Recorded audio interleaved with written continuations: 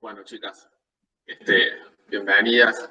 La clase de hoy vamos a aprovecharla para trabajar un poco, recuperar esta idea de cómo es que la escuela se constituyó como instancia hegemónica de la educación y un poco más fuertemente vamos a trabajar esto de la pedagogía normalista. Así que es importante esta clase porque nos ayuda, nos arroja luz sobre estos dos temas que son importantes dentro de lo que es la asignatura. ¿Sí?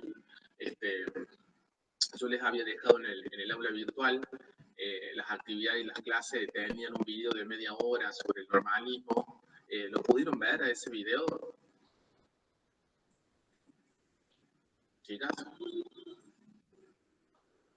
Profe, no escuché lo último que dijo. Si pudieron ver el video, que la clase tenía un video también de media hora sobre normalismo, si lo pudieron ver.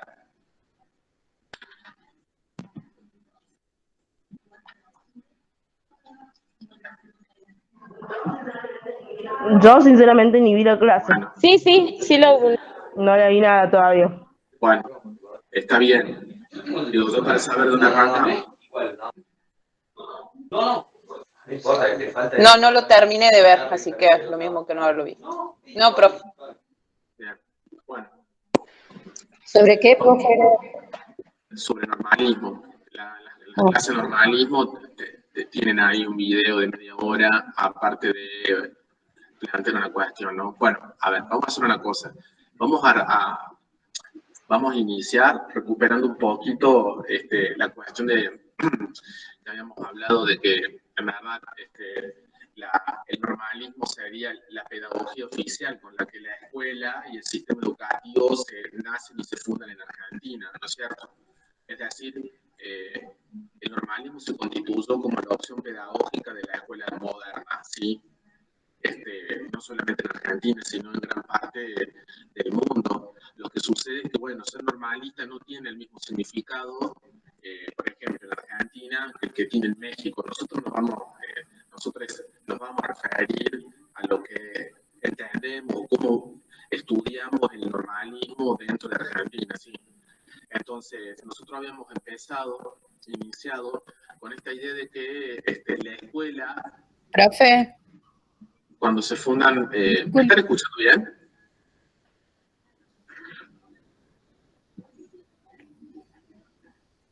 No, hay profe. mucha interferencia. Recorta. Hay mucha interferencia, ¿en qué sentido? Porque... Como que se entrecorta. Se corta. Qué raro. No siento eso. Después podemos revisarla, pero no estoy escuchando. A ustedes las escucho muy bien. Así que es muy extraño eso. Es posible que pueda ser su conexión también. ¿Todas escuchan así entrecortado? Yo por lo menos sí. Yo también, profe. Qué raro. Bueno. A lo mejor se apaga la cámara. ¿Tendría que salir usted? O si no, si algo usted corta y vuelve a entrar. A ver, espérame un momento, voy a cerrar algunas páginas. Es muy extraño porque no... Pero bueno, el tema es que ya inicié la grabación y estas cosas no se pueden... no tiene la pausa. Google es una porquería en ese sentido, ¿no? Que me perdone Google, pero no se puede pausar. Si ustedes empiezan a grabar, se detiene, no hay pausa, sino si salgo. Ahora sí se escucha bien. Yo por lo menos la escucho bien. Bueno, se agarra un par de páginas, es probable que pueda hacer eso también, así que... Pero es muy raro, tengo una conexión de 100 megas, no debería tener ese tipo de inconveniente. Bueno. A lo mejor si tiene el teléfono muy cerca, puede hacerle algún tipo de interferencia. No pierde señal, pero sí hace una interferencia. Qué raro, porque está en 4G, o sea, lo saqué de la conexión también. Bueno, ahí está, a ver, ya lo alejé un poco al celular como para que no esté pegado a la compra. A ver, ahí díganme si se escucha mejor. Sí, mucho mejor. Es probable que pueda ser, entonces tengan razón que es el celular. Bueno, Estábamos hablando de que la escuela surge en un momento de construcción de los Estados-nación a nivel mundial, por supuesto que en Argentina también, un poco después de Europa, ¿no? Pero en el siglo XIX también, a finales del siglo XIX, donde se empieza a construir el sistema educativo en Argentina y se hace pensando en un sistema educativo nacional unificado que llegue a la mayoría de las provincias, aunque en ese momento, allá por las últimas décadas del siglo XIX, no era así, porque bueno, o sea, no abarcaba todo el territorio que hoy conocemos como nacional, no tenía esa configuración, ¿no es cierto? Pero sí, ya teníamos un instrumento legal que es la Ley 1420, y también, a partir de 1875, que se crea la Escuela Normal de Paraná, la primera escuela normal donde empiezan a formarse las docentes y los docentes normalistas, empieza a construirse todo lo que es. No, ¿alguien quiso decir algo? ¿Romina? Perdón. Porque se escuchó algo, perdón. Entonces, dijimos que la escuela reunía las condiciones por organizar un sistema masivo con el menor costo posible y con una estructura que permitía dos cuestiones, ¿no es cierto? El disciplinamiento y la transmisión de determinados saberes en torno a la ciudadanía y los rudimentos de la matemática, de las ciencias sociales, de la lengua, es decir, una educación, digamos, relativamente, no era una gran educación, pero era lo que se consideraban importante en esa época para la mayoría de la gente, ¿no? Estamos hablando de la escuela primaria. La escuela se construyó así, se constituyó un entorno que privilegió lo que hoy conocemos como el aula, el lugar donde se construían los saberes. Y en esa aula había una configuración que reunía como tres orientaciones, tres cuestiones que la escuela pública heredaba desde otros lugares. ¿Sí? Nos referimos a la experiencia de los jesuitas, de los colegios jesuitas, a la experiencia de los colegios lasallanos y a la producción y la puesta en práctica de lo que Comenio escribió y realizó a partir de lo que conocemos como la didáctica magna, pero lo que significa esta idea de popularizar la enseñanza de la Biblia en lo que significó a partir de la reforma protestante. Entonces, ahí hay tres cosas que son base de lo que conocemos como el aula, ¿no? Lo que se recuperó de Comenio, esta idea de poder enseñar todo a todos, ¿sí? Bueno, no era inclusivo el lenguaje en ese momento. Es decir, hay un desafío en la escuela que es esto de poder enseñar, de la enseñanza masiva. Por otro lado, y de los jesuitas, de los colegios jesuitas, la escuela toma como una marca fuerte, distintiva de su nacimiento, ser una institución de encierro, es decir, hacer un corte, establecer una barrera con lo que sucede fuera de la escuela, es decir, con la temporalidad mundana de lo que sucede alrededor. La escuela tiene otra temporalidad, es otra espacialidad, pero sobre todo otra temporalidad. Lo que se vive y cómo se vive en la escuela es totalmente distinto a lo que sucede en la calle. Y eso tiene que ver con esta idea de que la escuela es un ambiente especial, ¿sí? Alejado del ruido, y como decían los jesuitas, alejado de lo que significan los riesgos, ¿no es cierto?, de lo que sucede afuera. Por último, recupera de los lasallanos las formas de ejercicio de la disciplina dentro del aula, el lugar de poder de la maestra o el maestro, y la forma de cómo se ubican los chicos y las chicas en el aula, esto de lo que conocemos, ojos en la nuca del otro, de la otra, ¿sí? Esa forma de configurarse uno detrás del otro para que puedan ser vigilados todos al mismo tiempo. Y, por supuesto, que todo el sistema de castigo y de sanciones, ¿no? Esas tres cosas que reúne la escuela moderna tiene que ver con estas tradiciones pedagógicas que les dije, ¿sí? Ya ingresando en el tema de lo que es esa pedagogía oficial, que es la pedagogía normalista, hay que decir que hay dos cuestiones que tienen que ver con la figura del maestro y la maestra. Por un lado, la figura de lo que Foucault denominó el poder pastoral, y por otro lado, lo que tiene que ver con la cuestión de la orientación militarista. Son dos grandes formas de entender esta cuestión que tienen que ver con la figura del maestro. Del poder pastoral, lo que se recupera es la idea justamente del pastor o de la pastora, es decir, quien se encargaba del ganado. Era esta idea de conducir al rebaño, ¿sí? Que me vale que el rebaño se venían los chicos y las chicas, ¿no? Por un lado, ese poder que significa la conversión de almas y que tiene que ver, por supuesto, con la iglesia, y por otro lado, la figura un poco más disciplinadora que se recupera también del poder militar, ¿sí? Esas cosas se conjugaron en el inicio en lo que denominamos la figura docente. Con esto empezamos a ingresar en el tema que nos convoca hoy, que es poder hablar un poco de normalismo. ¿Cómo vamos, chicas, hasta ahí? ¿Se entiende? Sí, profe. Bueno, genial. Entonces, vamos a hacer una cosa. Les voy a compartir dos videitos donde hacemos la apertura del normalismo. Y una vez que bueno, o sea, que ustedes lo han visto, me avisan, ¿sí? Ahí se los paso, les voy a compartir el link. Se los comparto en el chat. Este es el primero. Son dos de una misma colección. Entre los dos, no superan los 7 minutos. Ahí va. Bueno, hagamos una cosa. Los ven y me avisan cuando termine. Si nos encontramos acá. Voy a ver cómo puedo hacer con esto para que no se grabe.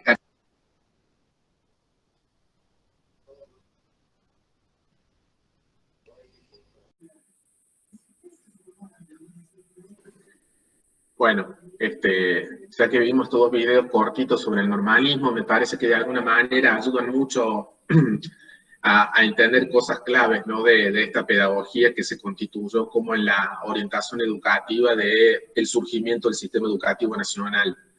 ¿Qué de lo que vieron en el video les llama la atención como para que podamos empezar a problematizar desde ahí? A ver, digo, ¿qué es lo que les llamó la atención de lo que dicen la gente que está entrevistada ahí? En un principio, el hecho de que a la mujer se le diera la posibilidad de acceder a la docencia y que se consideraba mano de obra barata y que la mujer trasladaba a la escuela, lo de la casa sería, no sé. Ajá, sí, ahí lo dice, ¿no? Digamos, en algún momento hay es un acuerdo, digamos, de que, bueno, o sea, lo que decimos es que el normalismo lo que hizo fue feminizar, si hablamos que todavía sigue siendo así, bueno, la educación, digamos, la enseñanza se tornó desde casi el inicio una actividad feminizada, ¿no? Y como dicen por ahí las pedagogas y los pedagogos que hablan, básicamente Sarmiento inició ese movimiento de convertir a la docencia mayormente en una cuestión femenina, porque tenemos que decirlo abiertamente, consideraba que era más fácil, era más dócil, era más fácil digamos, de alguna manera de sujetar, y era mano de obra barata. Eso por un lado, es decir, era alguien que iba a hacer su trabajo, lo iba a hacer bien y no se iba a quejar, o que no se iba a organizar para protestar por sus condiciones de trabajo. La otra cuestión que también salta a la vista es esta idea de que Sarmiento quería fundar la escuela, en todo caso cuando funda la escuela, y elige a las mujeres como maestras en su mayor número, era con la idea de extender la imagen materna. Perdón. Entonces, esas cuestiones son importantes porque hablan de dos notas distintivas de lo que significa el normalismo para la docencia. Primero, esta idea de que el magisterio o la docencia surge como una actividad que nunca tuvo el reconocimiento por parte del Estado que debería haber tenido, ¿sí? Es decir, digamos, estamos hablando de que históricamente la docencia tuvo un sueldo acorde a la actividad que realizaba. Por otro lado, digamos, y no menos importante, tiene que ver con esta idea justamente de el apostolado. La imagen de la mujer, digamos, como esta madre, como el instinto materno de protección, de acompañamiento, ¿no es cierto? Es decir, de conducción del rebaño. Bueno, todo eso también contribuyó a construir esa idea apostolar de la docencia. Digamos, que esto lo que significaba la figura del apostolado es, pone por encima el sacrificio y la abnegación, lo sitúa por encima de la remuneración que recibe a cambio de su tarea. ¿Se entiende, chicas? Esta idea, como el apostolado obliga moralmente, es decir, sentir satisfacción por lo que hace sin cuestionar cuánto es lo que le están pagando por la tarea que realiza. ¿Se entiende? Si ustedes recuerdan, cuando iniciamos el ciclo de nivelación, el seminario de ingreso, trabajamos esto, cuestionamos la idea justamente del apostolado, porque nosotros en ese momento, cuando ustedes estaban ingresando, decíamos que la figura del apostolado hace que alguien trabaje, que, digamos, independientemente de lo que sucede en sus condiciones de trabajo. Y esto sigue siendo una cosa muy fuerte en la actualidad. Y muchas maestras y maestros no quieren, por ejemplo, hacer paro o actividades que tengan que ver con protestar por su condición de trabajo, porque no quieren dejar a los chicos y a las chicas solos, no quieren que las chicas esto, no quieren que... Ahí aparece la figura también de lo que hablamos del apostolado, ¿no? Es decir, la cuestión de la moral no le permite ver que también es una trabajadora o un trabajador y protestar, que es un derecho, por sus condiciones de trabajo. Eso se empezó a construir desde el inicio del sistema educativo. Bueno, a ver, otra cuestión que les interese que indaguemos, ahí hay muchas, ¿no? Pero esto tenía que ver con lo que veníamos viendo antes de poner el video, los videos. Fíjense, sí, ¿alguien quiere decir algo? ¿Otra cosa que les llamó la atención? Esa parte donde dice que era acceso universal, pero que en realidad era selectivo. El acceso a la educación, que se priorizaba el hecho de que se pueda escribir, leer, en vez de escribir. Sí, bueno, eso es interesante, digamos, porque, a ver, Sarmiento tenía como proyecto educativo la idea de que la escuela debía llegar hasta los lugares más recónditos de nuestro país como una manera de civilizar, es decir, de llevar las luces con esa cuestión muy fuerte del iluminismo moderno occidental, esto de llevar la cultura a todos los rincones de este país que se estaba haciendo, ¿no? Y en el cual, justamente, como también apenas se nombra, pero que es muy importante, tanto Sarmiento como Alberdi, y uno podría decir la gran mayoría de los intelectuales que pensaron y llevaron adelante la construcción de este país, casi que había un acuerdo general sobre que lo que había acá no servía para nada, ¿no? Es decir, Argentina se hizo tratando de copiar e imitar lo que sucedía en Europa, sobre todo en los países europeos más industrializado y civilizado, entre comillas, y uno podría decir, situar Inglaterra, Alemania, Francia, digamos, ya está ahí, digamos, no más que eso. Y por otro lado, a Estados Unidos, ¿sí? O sea, Sarmiento en su viaje había visto que era como que Estados Unidos, sobre todo, significaba el porvenir de Europa, ¿no? Pero veía en Europa y en Estados Unidos el camino que había que seguir en la construcción y el desarrollo de un país.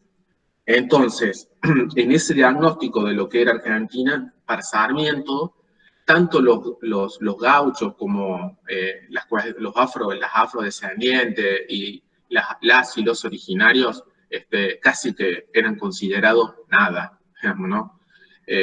Por eso es que decimos que, y esto es muy importante, ¿no? Que el sistema educativo en Argentina se hizo implantando una idea de cultura, y una implantación porque no se reconoce, hizo sobre el desconocimiento de los saberes, de las formas, de las visiones del mundo que tenían los afrodescendientes, de hacer la gente esclava que había en Argentina, los indios, las indias, y por otro lado, también los gauchos. Pero no terminó ahí. Cuando se fomenta la inmigración hacia Argentina desde Europa, empiezan los intelectuales, la gente que tiene el gobierno de nuestro país en esas circunstancias, que estamos hablando de fines del siglo XIX, principios del XX, empiezan a darse cuenta que la gente que llegaba de Europa no era la que estaban esperando. O sea, se hizo todo un fomento a lo que era colonizar este país, entre comillas, es decir, habitar este país. Se le ofrecía tierra, la garantía de que no iba a ser una pésima inversión. Bueno, pero la gente que llegaba de Europa no era la que se estaba esperando. Se esperaba a alguien que tuviera la cultura del trabajo, que tuviera cierto nivel de formación educativo, digamos que eso era lo que iba a llevar adelante el progreso de este país. Sin embargo, la gente que llegó era gente que la estaba pasando muy mal en Europa, que era perseguida, que venía por el tema de las guerras, de la hambruna, y entonces llegaron italianos, españoles, gente de Ucrania, ¿me entienden? O sea, toda la configuración de la cual hasta el día de hoy, digamos, de alguna manera todos tenemos también una conexión con estos países, ¿no es cierto? Digamos, pero, ¿qué vio Sarmiento en eso? Que esa gente que estaba llegando tampoco era, digamos, o no iba a ser tenida en cuenta. Es decir, que la escuela argentina en su surgimiento y con la pedagogía normalista construye una idea de sistema educativo y de transmisión cultural que niega, que se construye sobre la negación de todo esto que les dije, es decir, sobre los inmigrantes, sobre los afrodescendientes, sobre los gauchos y sobre los indios. Fíjense qué marca de nacimiento que tiene la educación en Argentina, se hace desconociendo todo lo que había. Bueno, por supuesto que esto no duró todo el tiempo, sino que sobre todo los inmigrantes, van a hacer un proceso de lucha para ser incluidos en la escuela, o si no, darse sus propias formas educativas, ya sea en sindicatos, ya sea en organizaciones, pero la gente que viene de Europa moviliza y de alguna manera trastoca esa idea de, digamos, desprestigiar todos los saberes culturales que tenían en la escuela. De esta manera, ahí hay una idea fuerte del normalismo y de la escuela argentina. El sistema educativo en Argentina nace con la idea de civilizar. Sarmiento lo decía con esta idea de educar al soberano. ¿Quién era el soberano para Sarmiento? Es decir, ¿qué tenía que hacer la escuela? Formar a los ciudadanos que iban a construir este país. Ahora, esa idea de ciudadano era una ciudadanía con valores y saberes limitadas, por supuesto. Porque no limitado a cierta cantidad de gente, ¿no? También. Era selectiva. Como demasiado selectiva, Sarmiento no era... Totalmente. Digamos, más allá de que Sarmiento tenía la utopía de que la escuela, el sistema educativo público argentino, tenía que abarcar a la mayor cantidad de gente, no lo hizo, por supuesto, porque eso hubiera sido una empresa enorme, Entonces se tornó selectivo y se tornó más selectivo con el tiempo, sobre todo a inicio del siglo XX, porque cuando grandes mayores, o sea, cuando empiezan a acceder a la escuela un número importante de gente que tiene que ver con los sectores populares, es decir, en ese momento con los sectores que menos ganaban, la escuela empieza a poner filtros para que no la terminen. Es decir, la escuela empieza a constituirse en selectiva.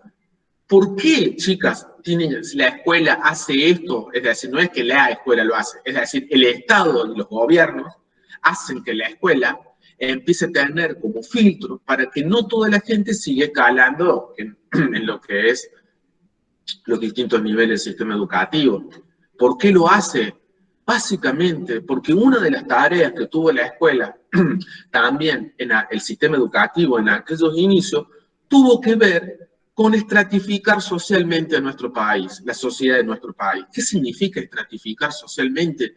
Que la escuela, y de acuerdo al acceso al nivel educativo que tenían la gente, se empezó a estructurar en distintos niveles y escalas sociales. Es decir, una gran masa de gente que era analfabeta, encima, uno podría decir, una cierta cantidad con acceso primero a la escuela primaria y después a cierta parte de la escuela primaria, y ya el acceso para la escuela secundaria y universitaria era muy escaso, y solamente era para una clase media que se estaba constituyendo, que iba a trabajar en la administración pública, y solamente la élite tenía acceso a la universidad.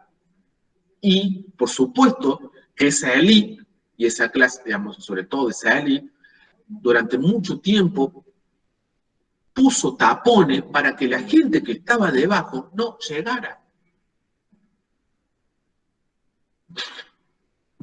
Entonces, la escuela, esa escuela era selectiva, por esto que acabamos de decir, pero también era selectiva, como dije recién, por quienes consideraba que eran sujetos educables. Es decir, ¿quién era el sujeto pedagógico, diría Adriana Puigdrós, ¿no? Es decir, ¿a quién consideraba, que fue todo un debate en Argentina, que podía ser educado y quién no? Para Sarmiento, de lo que había en Argentina, casi nadie podía ser considerado alguien que podía recibir educación. Entonces, ahí también hay una selectividad importante en esto de quiénes accedían, y no solamente quiénes accedían, como dijimos, sino también qué se enseñaba.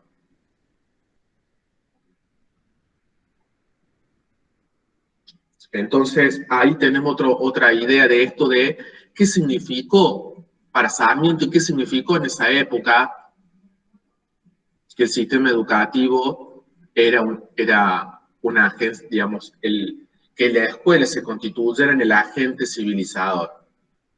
Civilizar, educar al soberano, no cualquiera, pero tampoco en este sentido no era que se le daba a la gente herramientas para poder pensar por sí misma, para nada. Todos los saberes que se enseñaban en esas escuelas en aquella época tenían que ver con la construcción de hábitos, valores, conductas que hacían a la vida social. O sea, eso era lo que la escuela transmitió fuertemente con el normalismo.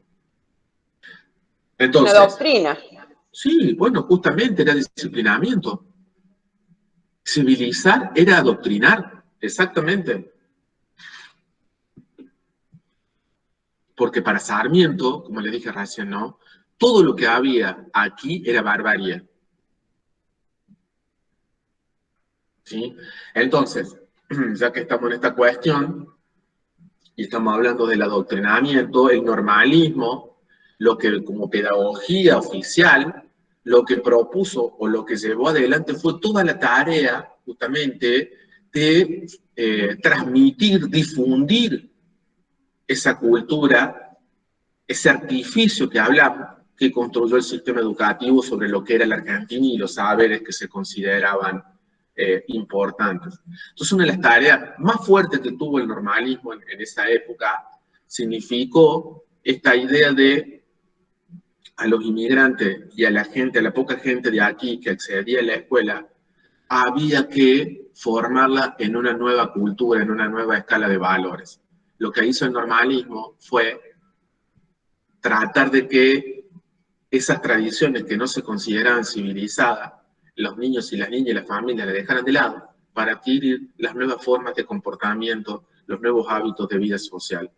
Entonces, de ahí debe, es decir, ya hablamos de normalismo y de normalización a esa tarea, a una tarea, como les puse en el foro, que tiene que ver en que aquello que no se considera normal, es decir, aquello que estaba desviado, aquellas conductas, formas de vida desviadas, lo que iba a hacer el normalismo en la escuela era corregirlas. Por eso hablamos de que el normalismo es una pedagogía ortopédica, porque lo que hacía era corregir las desviaciones, como hace la ortopedia con nuestro, sobre todo, sistema esquelético y muscular.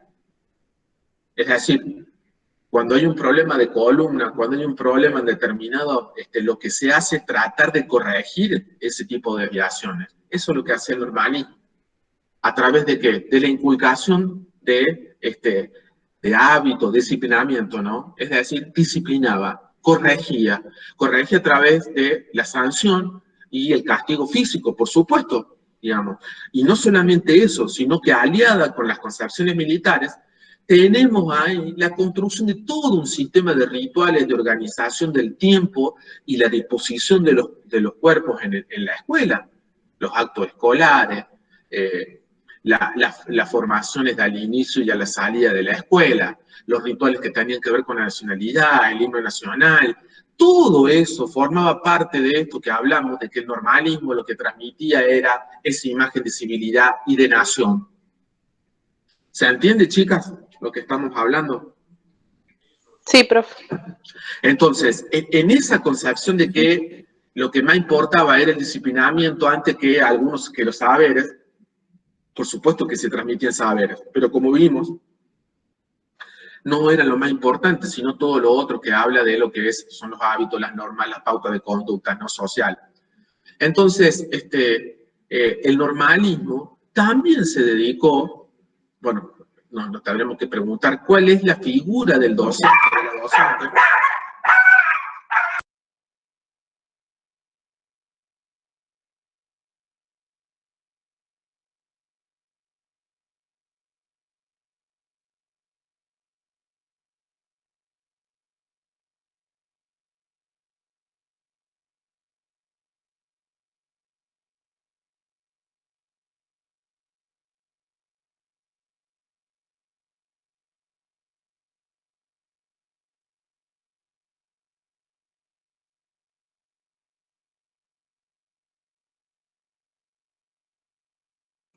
Bueno, disculpen, mi perra me estaba avisando que había alguien. Bueno, esto tiene que ver con dar clase en las casas, ¿no? Así que común. Ahí llegó mi novia, por eso todo el... se escuchó mi perrita, ¿no? Bueno, volviendo a esto que estaba diciéndoles, ¿no? El normalismo, entonces, construyó una imagen de la maestra y el maestro ligada a esta figura modélica de cómo debía vivirse y cuáles eran los valores que estaban, digamos, aceptados, los valores para vivir en sociedad. La maestra se constituyó, en el normalismo era vista como un modelo de vida. Entonces, lo que hacía la maestra, su tarea tenía más que ver con esta cuestión de los valores, de la transmisión de hábitos y todas esas cuestiones, antes que su formación académica. Su formación académica estaba en un segundo plano, digamos. Lo más importante era todo lo otro, ¿no? Cómo organizar un sistema de disciplinamiento, de sanciones o de recompensas para lograr determinadas formas de actos. No, discúlpenme, pero no sé qué puede ser, pero no sé qué pasa por ahí, que no se escucha mal, no sé. Bueno, a ver si se pasa. De última, la grabación va a estar bien porque no se está grabando mi voz, así que eso después también tienen para revisarla. Les venía diciendo. Entonces, Ahora se escucha mejor, profe. bueno, es la conexión, seguramente. Como les decía entonces que para el normalismo la figura de la maestra era una figura de un agente disciplinador, moralizador, civilizadora, ¿no? Y bueno, en ese sentido, lo más importante en estas cuestiones tenía que ver, por ejemplo, con el trabajo que se hacía sobre el aseo, sobre la vestimenta y la forma de estar en la escuela, ¿no? Ya vamos a ver, después vamos a trabajar un ejemplo de lo que fue una directora en una escuela normal para que vean ustedes lo que era el disciplinamiento del cuerpo en ese momento, ¿no?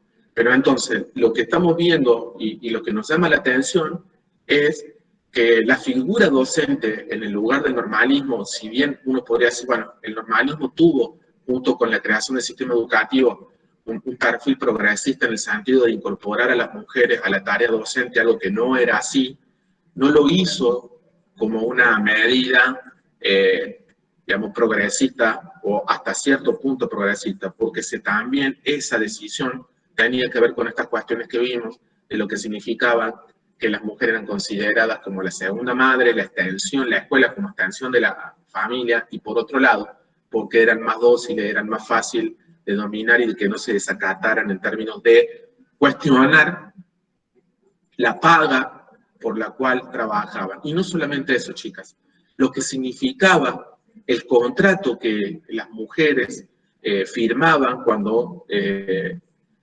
tenían que trabajar como maestra. El contrato de una maestra normal, que por ahí se puede conseguir, era terrible, chicas.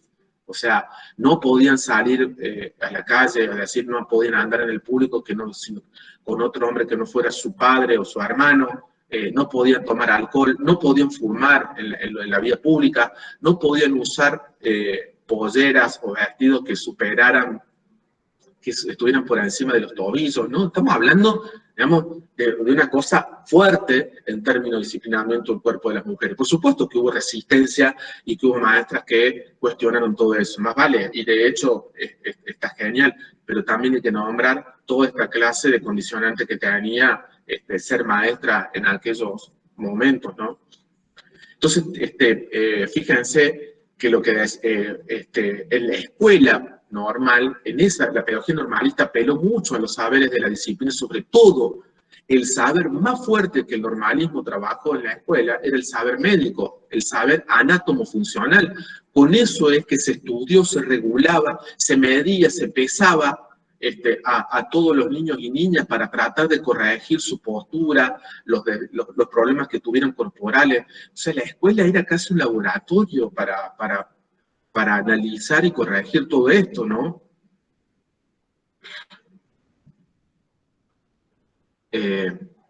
Esa idea del apostolado y todo el sistema de rituales que se construyó con la pedagogía normalista es el que todavía está presente en la escuela. La forma de sanción, la forma de construir qué es lo que se puede hacer y qué no. El silencio, esta idea que tenemos metida todavía en la cabeza de creer que el lugar donde se construye tranqui, donde se construye verdaderamente los aprendizajes en un lugar en silencio, donde no vuela una mosca, se lo debemos al normalismo, cuando hoy sabemos que esto no es así. Digamos, sin embargo, las escuelas siguen creyendo que los entornos donde hay bullicio no se aprende y nada que ver. ¿Por qué? Porque el normalismo fundó una propuesta educativa unidireccional entre la maestra y los estudiantes. Nunca entendió, por supuesto, en esa época, que entre los estudiantes podría circular el saber, podrían construirse otro tipo de aprendizaje o los mismos aprendizajes. Entonces, era una pedagogía lineal en ese sentido. Y hoy todavía está fuertemente instalada, ¿sí? Entonces, la presencia del normalismo en la escuela es muy fuerte. Es muy fuerte. Ahora, a todo esto, ¿qué era lo normal? Porque esa sería la cuestión para definir el normalismo. ¿Qué era lo que se consideraba normal? Y podríamos decir con Durkheim que lo que se consideraba normal era lo que hacía el 50% más uno de la gente. pero en esta escuela lo normal era la implantación que se hizo de un sistema de disciplinamiento y un sistema civilizatorio. Lo que no se acercaba a eso tenía que ser corregido.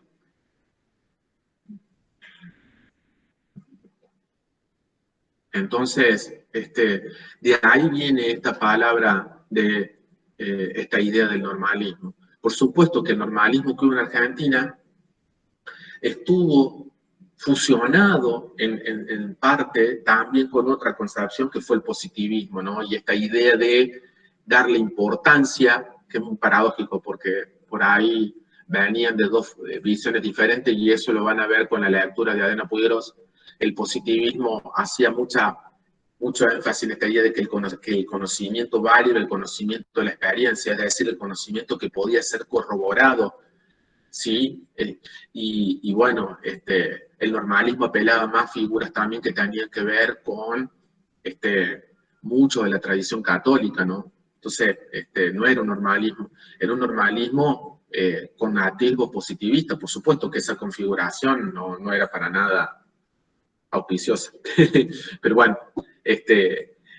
así fue como el normalismo como pedagogía, lo que, digamos, estaba fundado en un saber militarista y médico sobre todo, ¿no? Esos eran sus dos fuertes, y por supuesto que también se conjugó con un saber fundamentalmente basado en la empiria que venía del positivismo y con ciertos rasgos también de lo que significaba el idealismo católico, ¿no? En esta figura sobre todo apostolar, la idea de salvar las almas. Fíjense qué complejo, pero cómo anudaba una situación que lo que favoreció fue el disciplinamiento social, ¿no? Bueno, ¿cómo vamos hasta ahí, chicas? Bien, profe. Bueno, si les parece, que yo creo que podemos ir cerrando la clase para que, pero bueno, digamos, volvernos a encontrar la semana que viene, vamos a ver cuándo, porque también en general lo más seguro es que la clase que viene la hagamos de práctica, en un tiempo largo para trabajar el tema de la pobreza, pero la próxima ya para darle un cierre, les pido por favor que lean ahora que están los textos, así nos encontramos ya como para hacer una síntesis de este tema, ¿sí? Bueno, profe. Gracias. Cualquier duda, por supuesto que ahí está el foro. Bueno, profe. Bueno, chicas, que estén bien, cuídense, nos estamos viendo, ¿ah? Gracias, profe. Buenas noches. Gracias, profe. Chao, hasta luego. Hasta luego. Buenas noches.